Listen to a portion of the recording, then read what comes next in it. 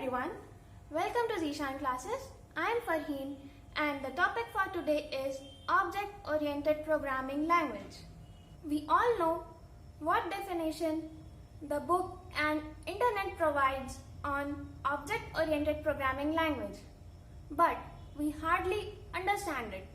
So in this video, I will be explaining it in a very simple way. The term object-oriented means keeping the object at the center and noticing how does the object behaves or what are the properties and writing all those things in the coding language. And the programming language which supports this technique is called as the object-oriented programming language. So, there are few principles which the object orientation follows. The first one is the world is a collection of objects. This means every little thing around you and in this world are called as the objects. The second point is no object is useless. Every object has some purpose. The second point says in this world nothing is useless. It has specific work to do. Suppose right now you might be having a pen and a paper. The purpose of pen is to write and the purpose of the paper is to allow the pen to write over it. The third point is objects are not isolated, rather they interact with each other. Suppose you have a table and a chair in your room and the table and chair are interacting with each other. We can say this because a student will use chair and table simultaneously to sit over and write the things. The fourth one is every object belongs to a particular type. The type is called a class. A class is nothing but a category in which we divide the things surrounding us.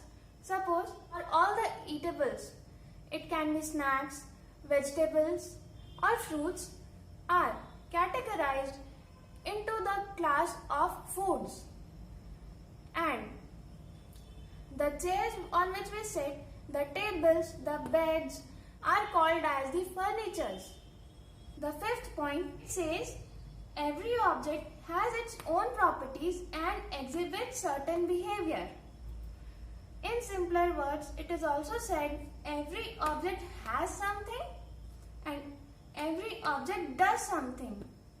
From the word has, we imply the properties of the object, and from the word does, we imply the behavior of the object.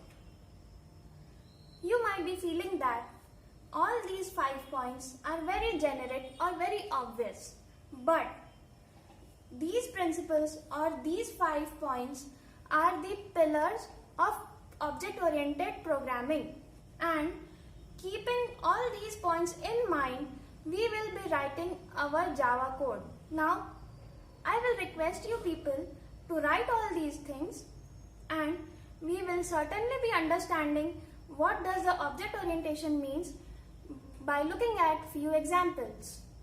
Now, let us consider our first example of booking a movie ticket using Book My Show app. In general terms, the process which will be followed is a customer or a person will look for a movie in which he is interested. Then he will look around the theaters in which the movie is being showed, and then he will search for the seats whether they are available or not, and then he will pay the money and book the seats. But now I will tell you how a developer will say or narrate this process in the technical terms. So, the first principle of object orientation says that the whole world is a collection of objects. So the developer will consider this customer as a customer object, movie as a movie object, theater as theater object, likewise seats object and money object. Understood? And the second principle says that no objects are useless, rather they are very important and have certain properties.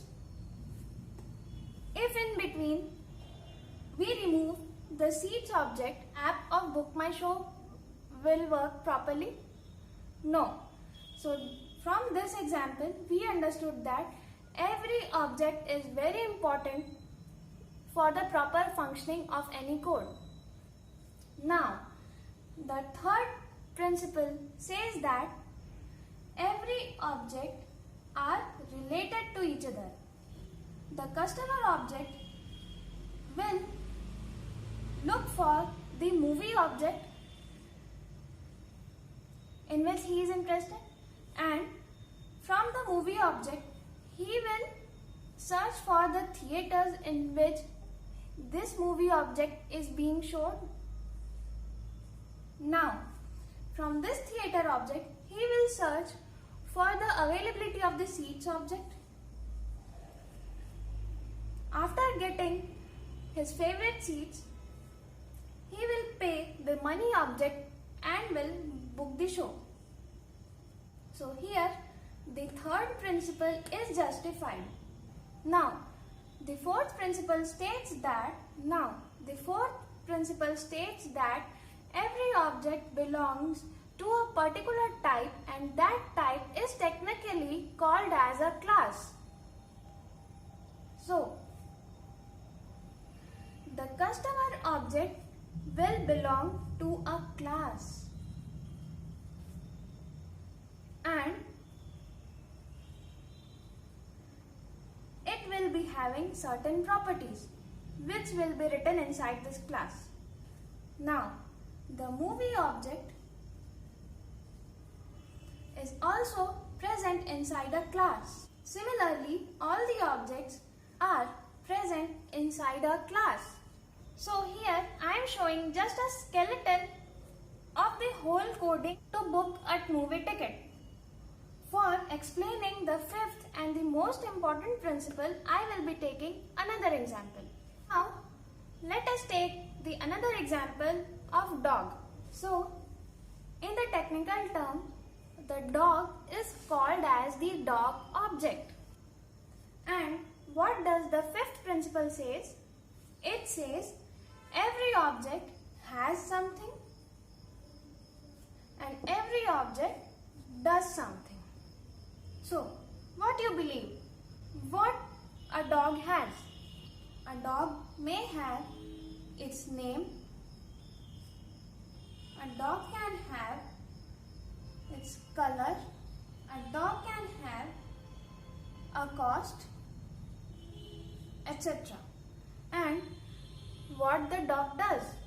Dog barks, a dog sleeps, and the dog eats. This has part are called as the data types in technical terms, and this does part in technical terms is called as the methods. In Java, the functions which you have studied in C language are called as the methods. So, by the rule, we will apply small brackets in front of every method. Now, we will see how does the skeleton of the code which will describe a dog class looks like. So, the program goes like the dog object is present inside a class. Then, the sequence of writing the code is the data types comes first and the methods come second. So, the first thing which you see here is the name. Name is nothing but a combination of alphabets. Alphabets lie under this data type called string. The second thing we see here is the color of the dog. The color is also a combination of alphabets. So it will lie in the string data type. The third thing here is the cost. The cost is any integer number. Therefore, the data type of the cost is int. Now, we will be writing all the methods. First comes the bark method. All the properties and behaviors will be written here. Second comes the sleep method. Similarly, the eats method. As of now, we will be considering these methods are not returning any value. So, the type of these methods will be void. What are the data types and what is the return type of any method? We will surely be seeing in the upcoming videos. For now, don't get panicked by seeing what are these things. Okay, we will be understanding all the things gradually. Now, here our work doesn't end. Suppose you have a door in your room, and how will you open that door? Or how will you get inside your room? By using a knob or a handle. Similarly, in Java, we have a handle called as reference to get inside the methods and the class. Now we will see how the reference of the object is created. See, this is the syntax for creating any object. You can give any name to this object. We will start with the class name, and this is the reference. The new word which you see here is called as the keyword in Java, and by using this keyword the reference get created.